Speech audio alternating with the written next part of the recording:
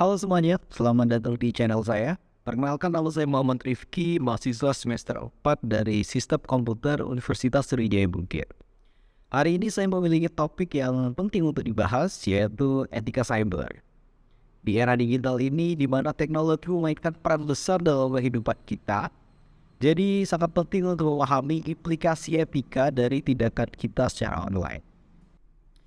Etika cyber ini mengacu pada prinsip-prinsip moral dan nilai-nilai memandu perilaku kita secara online. Ini melibatkan penggunaan teknologi, internet, dan media sosial dengan bertanggung jawab secara etis. Penting untuk diingat bahwa tindakan kita di dunia digital dapat memiliki konsekuensi dalam kehidupan nyata.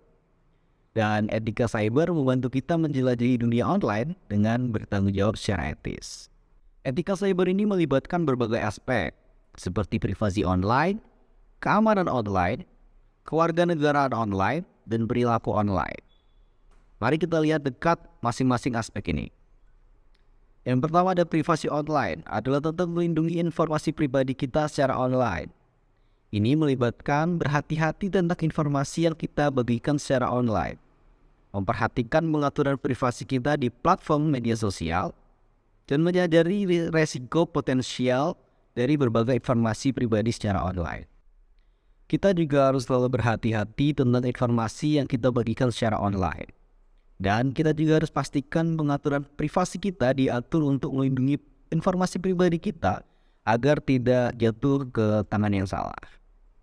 Keamanan online melibatkan langkah-langkah untuk melindungi diri kita dan orang lain dari ancaman cyber. Ini termasuk menggunakan kata sandi yang kuat dan unik, menjaga perangkat dan perangkat lunak kita tetap terbaru, berhati-hati tentang mengklik tautan yang mencurigakan atau juga mengunduh file yang tidak dikenal, dan menyadari upaya phishing dan penipuan. Nah, saat ini keamanan cyber sangat penting di dunia digital saat ini untuk melindungi diri kita dari ancaman orang lain secara online. Kita juga harus waspada dengan mengambil tindakan pencegahan yang diperlukan untuk menjaga keberadaan online kita tetap aman dan terlindungi. Pelanggaran etika cyber terjadi ketika seseorang melanggar prinsip-prinsip moral dan nilai-nilai dalam penggunaan teknologi, internet, atau juga media sosial. Ini melibatkan perilaku yang tidak bertanggung jawab, merugikan, dan melanggar hak privasi atau keamanan orang lain dalam dunia digital. Pelanggaran etika cyber sangat beragam tentunya, dan kita harus berbicara tentang beberapa contoh umum yang terjadi. Salah satu contoh pelanggaran etik cyber adalah cyberbullying atau perundungan online. Ini terjadi ketika seorang menggunakan teknologi atau media sosial untuk menyebabkan kerugian, menyakiti, atau juga merendahkan orang lain secara online. Ini bisa berupa mengirim pesan yang menghina, mengancam, atau memposting konten yang merugikan seseorang. Atau juga bisa terjadi di kolom-kolom komentar orang-orang yang sedang tidak disukai oleh masyarakat.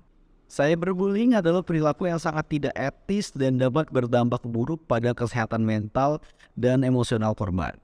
Kita harus selalu berbicara dengan sopan dan menghindari melakukan tindakan yang merugikan atau merendahkan orang lain secara online. Akhir-akhir ini juga terjadi kasus cyberbullying yang sangat viral di Indonesia, yaitu pada saat Pak Ganjar Pranowo selaku Gubernur Jawa Tengah, yang mana dia mengumumkan kalau provinsinya menolak adanya penyelenggaraan World Cup U20 dengan alasan yang katanya menolak negara Israel bermain di negara kita. PDI Perjuangan dan seluruh kadernya pasti masih mengingat bagaimana perjuangan Bung Karno dulu betul-betul mendorong agar Palestina merdeka. Namun keputusan Pak Ganjar Pranowo ini menuai reaksi yang negatif di masyarakat Indonesia, terutama di media sosial. Banyak netizen-netizen yang tidak setuju dengan keputusan Pak Ganjar ini dan mulai melakukan serangan terhadap Pak Ganjar Pranowo secara online. Seiring dengan meningkatnya peredaran berita dan komentar di media sosial, cyberbullying terhadap Pak Ganjar Pranowo pun semakin marak. Banyak akun-akun anonim yang menghujat, mencaci maki, mengancam Pak Ganjar Pranowo secara online. Beberapa di antaranya bahkan mengungkapkan ancaman fisik dan merendahkan martabat Pak Ganjar Pranowo sebagai seorang pejabat publik. Komentar-komentar negatif dan pelecehan terhadap Ganjar Pranowo tersebar luas di sosial media, termasuk di platform seperti Twitter, Facebook, dan juga Instagram. Cyberbullying yang dilakukan terhadap Pak Ganjar Pranowo tidak hanya dilakukan oleh individu-individu biasa, tetapi juga akun-akun yang memiliki jumlah pengikut yang besar, ada yang verified juga. Di antaranya bahkan mengajak pengikutnya ini untuk ikut serta dalam serangan terhadap Pak Ganjar Pranowo dengan menyebarkan informasi yang tidak benar dan memicu sentimen negatif terhadapnya. Nah, dampak dari cyberbullying di kasus ini sangat merugikan Pak Ganjar Pranowo. Selain merasa terancam dan merasa terganggu secara emosional, Pak Ganjar Pranowo juga menghadapi tekanan dari publik dan media. Penghinaan dan ancaman yang diterimanya melalui media sosial mengganggu kesehatan mental dan integritas pribadinya sebagai seorang pejabat publik. Nah, selain itu, cyberbullying yang terjadi dalam kasus ini juga sangat memberikan dampak yang negatif, terutama pada citra bangsa Indonesia sebagai tuan rumah yang beradab dan ramah. Kasus ini menjadi perhatian internasional dan menjadi sorotan media asing yang dapat berdampak negatif terhadap pariwisata dan investasi di Indonesia. Kasus ini juga menjadi contoh yang memperlihatkan bahwa cyberbullying dan bagaimana penggunaan media sosial yang tidak bertanggung jawab dan merusak reputasi seseorang dapat berdampak luas pada masyarakat. Penting bagi kita untuk menghindari cyberbullying dan menggunakan media sosial dengan bijaksana serta menghormati hak privasi dan martabat orang lain. Karena yang dirugikan bukan hanya personal ya, bahkan ini menjadi sangat luas. Pelanggaran etika cyber lainnya adalah pencurian identitas atau sering dikenal sebagai hacking. Ini terjadi ketika seseorang mengakses akun online orang tanpa izin, mencuri data pribadi, atau bahkan meretas sistem komputer. Ini adalah tindakan yang ilegal dan sangat merugikan bagi korban. Pencurian identitas atau hacking adalah tindakan yang sangat serius dan melanggar hukum. Kita harus menghormati privasi dan keamanan orang lain, serta tidak mencoba mengakses akun atau data pribadi orang lain tanpa izin.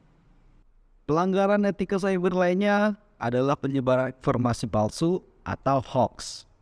Ini terjadi ketika seorang dengan sengaja menyebarkan informasi yang tidak benar, menyesatkan dengan tujuan mengelabui orang lain dan mempengaruhi opini publik. Maka kita juga harus selalu memverifikasi berita yang ada, jangan sampai kemakan hoax. Dalam kasus cyberbullying, seringkali dilanggar undang-undang terkait memfitnah dan penghinaan. Di beberapa negara seperti di Indonesia, pelaku cyberbullying dapat dikenai sanksi pidana sesuai dengan Undang-Undang Nomor 11 Tahun 2008 tentang Informasi dan Transaksi Elektronik atau UU ITE, serta Undang-Undang Nomor 19 Tahun 2016 tentang perubahan atas UU ITE. Selain itu, kasus pencurian identitas atau hacking juga sering terjadi dalam dunia cyber. Ini melibatkan pengaksesan akun atau data pribadi orang lain tanpa izin. Dalam pencurian identitas atau hacking, seringkali dilanggar undang-undang terkait kejahatan komputer, seperti Undang-Undang Nomor 11 Tahun 2008 tentang Informasi dan Transaksi Elektronik atau UU ITE, serta Undang-Undang Nomor 19 Tahun 2016 tentang perubahan atas UU ITE di Indonesia. Kemudian dalam kasus penyebaran informasi palsu atau hoax, seringkali dilanggar undang-undang terkait keberagaman dan kebebasan berpendapat.